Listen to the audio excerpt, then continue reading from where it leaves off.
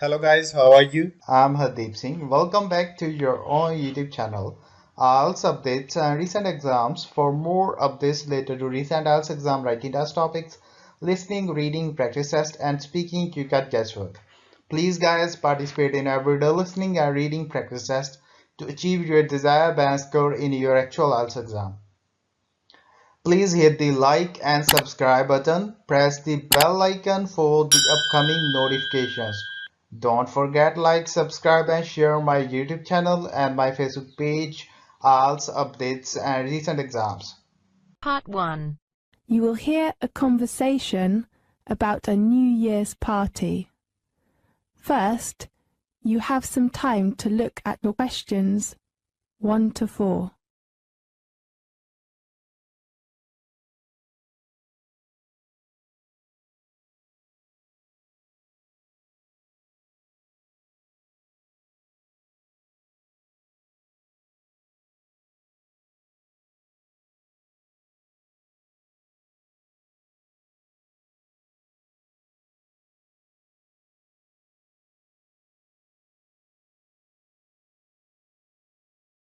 Listen carefully and answer questions 1 to 4. Hi Sam, let's try and get it sorted out today, okay? Yeah, sure. It's time we started working out details. Exactly. What should we begin with? Date. Okay. When is the best time to hold the New Year's party? How about the 30th of December? I'm afraid that's a bit late. Yeah, the day before. Fine, 29th of December. And what about a venue? In a restaurant? Which restaurant were we in last year? Let me think. It is Tulip Garden, but I don't think it was a good choice. Why? The venue is too small, and we have about 30 people, more than last year. You're right. So how about our common room on the second floor? Great idea. And then let's think about invitations. All staff and all students. How about last year's students? What do you mean? I know someone who has graduated already but still stays in the city.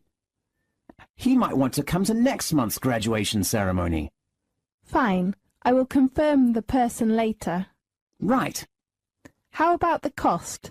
£15? Is that okay? What? 50? No, 15. Right. The next one is the food and drink. In my mind, it's better for us to book them from a restaurant. Definitely. Which one do you prefer? How about Tulip Garden? Okay, and we should choose the menu and pay in advance by deposit. How many days in advance? A week? A week is not enough. I think at least 7 working days. Okay. How much is the deposit? I'm not sure. Maybe £80? I think it's a little too much. £70? Right. Now look at questions 5 to 10.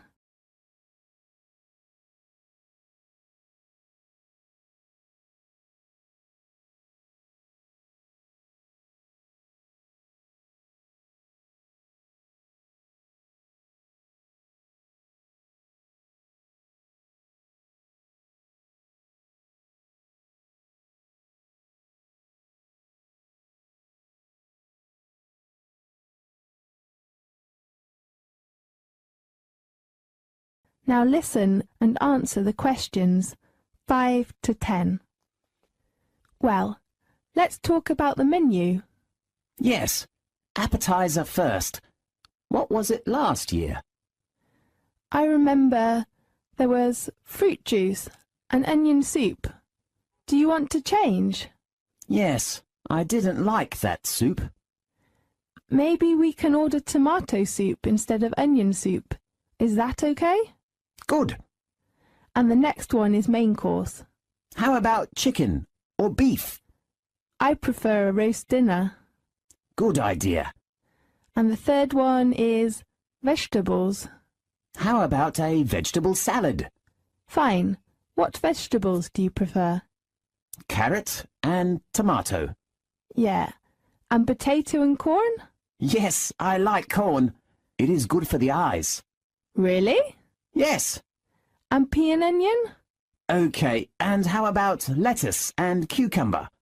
Yes. Ladies usually like that. That's perfect. Then for dessert, how about traditional chocolate cake? Why not? And ice cream? I think mango pudding is better. Okay, mango pudding and chocolate cake. The last one is drinks. I think almost everyone likes coffee. Yes. And Sprite and cola? Fine. Do you think if we should prepare for some souvenirs? We can take some photos, print them, and give them to all the people at the end of the party as a memory. Good idea. That is the end of part 1. You now have half a minute to check your answers.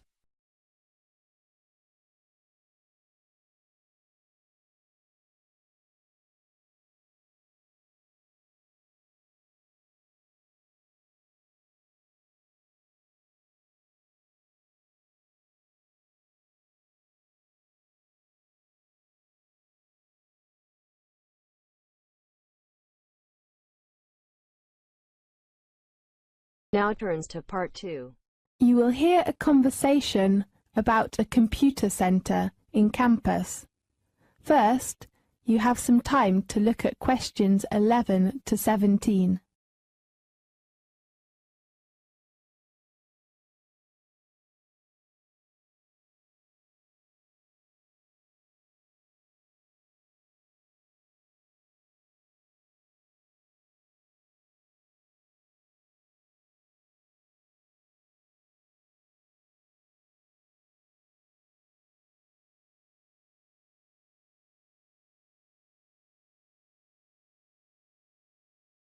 Now listen carefully and answer questions 11 to 17. Hi, Mary. How are things going? Fine. And you? Actually, I'm worried about the computer centre. What's the matter? Because I didn't attend the computer centre meeting yesterday. I can tell you the information about it. Really? You're so nice. Well, what do you want to know? When is the registration time of the computer centre? It is at 9 a.m. to 4 p.m. from Monday to Friday this week. Today is Friday, right? Yes. Oh, no. Don't worry. You can register tomorrow morning. But tomorrow is Saturday. Yes, on Saturday. The registration time is 9 a.m. to 12 a.m. That's so great. Yes. Do you know where the registration office is? Yes, room 214 on the second floor of the main building. 240 or 214? 14. And you should take some documents when you go there. What kind of documents? A fee? No, we are registered students, so we needn't pay any fee. Great. You need to take your student card and one passport photo. Okay. And on the meeting, the lecturer told us some rules of the computer centre we have to know. What kind of rules? Is that very important? Yes, the first one is the opening hours. I hope it closes late. Right, it opens at 9 o'clock as usual and closes at 11 in the evening. Perfect. There is no smoking and noise in the computer centre. Fine. Can I take some snacks? You can only eat something in the lounge. Then can I take my bag into the computer centre? There is a student locker in the lounge. You may put your bag in the locker, so do remember to take a lock. Fine. And do not occupy the locker for more than 3 days. Yes. May I reserve a computer? Yes, there is a reservation system in the computer centre. You can reserve it 3 days in advance. Fine. I'd like to know if there is a photocopier or printer in the computer centre. Of course, on the second floor. But remember to take your student card. Why? Because none of the machines take coins. Fine. And do not use them 10 minutes before the centre is closed. All right. Now look at questions 18 to 20.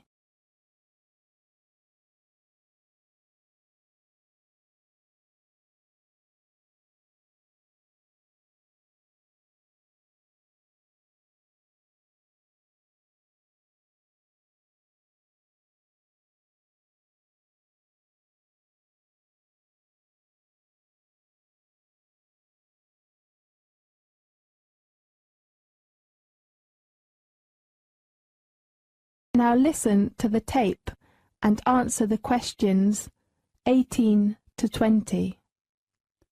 Well, can you tell me where the computer centre is? In the main campus? Do you have a campus map? No. Well, I'll draw a map for you. Do you have a pen? Yes. Well, this is the entrance, and the first building you can see is the teaching building. Yes. On your left is a small bookstore of our university. Great. I just want to buy some books and CDs. Then go east and you can see a small gym opposite to the bookstore. A gym? Does it have a tennis court? Sorry, I don't know. Fine. On the other side is the student union, and there is a lab on the east side of it. If I want to join some societies, I can go to the students' union, right? Right. Oh, does the campus have a parking lot? Yes, it is near to the lab and not far from the teaching building. Great. And how about the parking fee? Sorry, I'm not sure. Maybe £5 per hour? Okay. And where is the computer centre? It is opposite the student union, between the library on the left corner and the canteen on your right. Okay. Thank you very much. Good luck. That is the end of part 2. You now have half a minute to check your answers.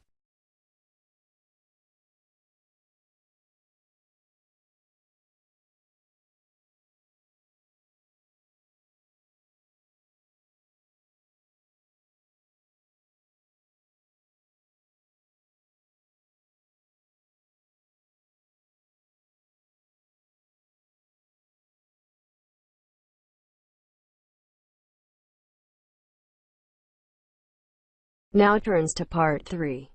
You will hear a lecture about student orientation. First, you have some time to look at questions 21 to 24.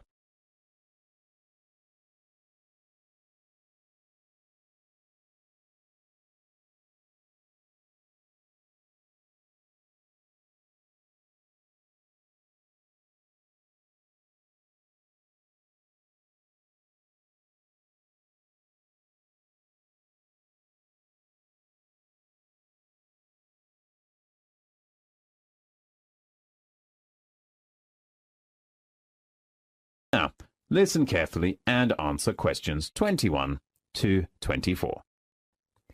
Welcome to the University of Newcastle. I'm Caitlin. Now let's welcome Mr. Sutton to give us an introduction of orientation schedule. Thanks, Caitlin. Well, welcome to our university. There are 3 parts of the orientation during the next week. The first part is the campus tour. We will organize an orientation tour around the campus. Now, please look at the schedule. On next Monday, we will begin our tour with an introduction to the Student Union. So, please gather at the door of the Student Union at 9 o'clock.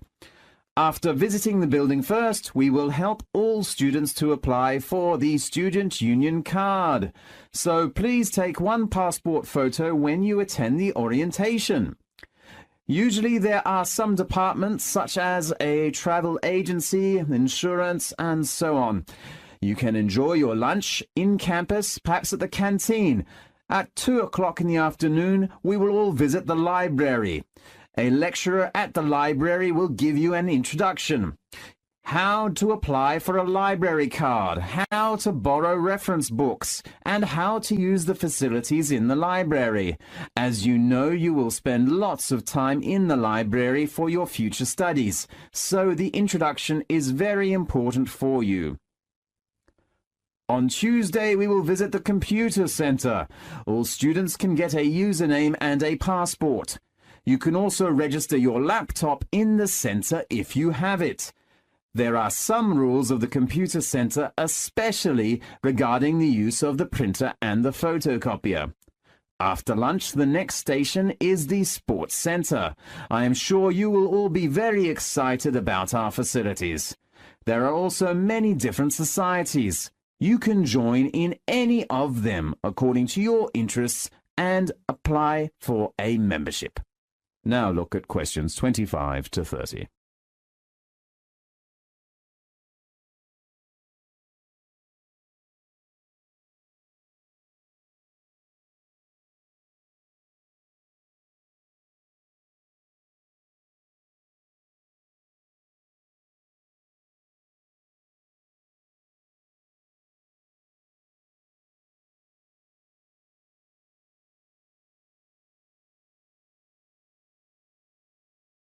Now listen carefully and answer the questions 25 to 30. The second part of orientation is course arrangements. You should gather in the auditorium of the West Campus in the morning of Wednesday. The course coordinator or office staff of your facility will introduce you to the course requirements. First, you will get some information and requirements about compulsory courses, and then optional courses. The faculty often gives students some handouts of course introduction and the different assessments of each subject. Students usually get 1 or 2 days to make a decision of optional courses. Of course, I know nearly all students will focus on the assessment. As usual, we have 4 assessments. Attendance is still the first one. We expect at least 80% attendance, and students cannot choose the time. And then all students have to write an assignment, such as an essay. Your personal tutor will give you help for the topic choice, structure, data collecting, and time arrangement, so don't be worried. As a student of the business faculty, all students have to do a presentation, especially group presentations, in which you can train and improve the team spirit. The last assessment is the exam. I know you will all hate it, but you have to attend some exams. Most exams are open book.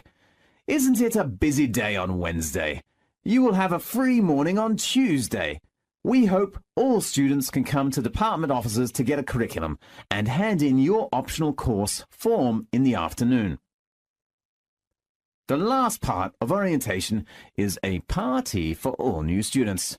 The party will be held at 5 o'clock in the afternoon on Friday. There is a common room on the 3rd floor in the business faculty building. We will prepare for many delicious foods and drink in there, and it will be a good chance to know your advisors and classmates. Okay, that's the main introduction of orientation. I am sure that you will enjoy it. Thanks, Mr. Sutton. The next thing. That is the end of part 3. You now have half a minute to check your answers.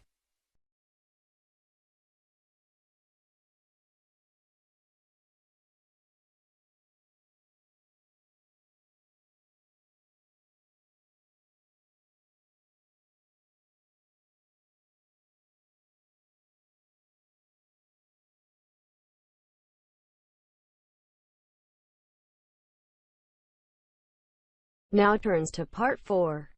You will hear a lecture about marine life. First, you have some time to look at questions 31 to 40.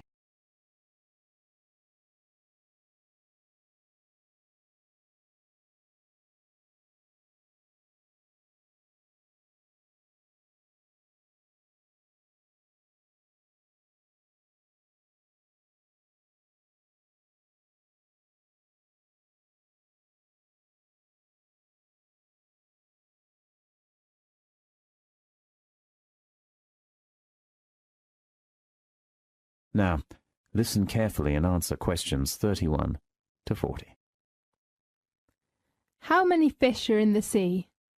It's a hot topic for many scientists. Today we have invited a famous scientist who spent 10 years studying marine life to give us an introduction of the latest survey called the Census of Marine Life. Let's welcome Alok Jha. Thanks, Ella. The Census of Marine Life has been the biggest and most comprehensive attempt ever to answer that question. How many fish are in the world's oceans? The Census of Marine Life, which hopes to indicate a baseline of marine life, estimates that there are more than 230,000 species in the sea. The study covers from coast to the open ocean, from the shallows to the deeps, from little things like microbes to large things such as fish and whales. A team of over 360 scientists from all over the world have spent the past 10 years surveying 25 regions, from the Antarctic through to the temperate and tropical seas to the Arctic, to count the different types of plants and animals. The findings indicate that crustaceans such as lobsters, crabs, krill, and barnacles account for a fifth of the number of species in the world's oceans, and half of the world's marine species is mollusk, squid and octopus, and fish, including sharks. The charismatic species usually used in propagating environmental protection, for example whales, sea lions, turtles, and seabirds, account for less than 2% of the species in the world's oceans. The study has also focused on major fields of concern for conservationists.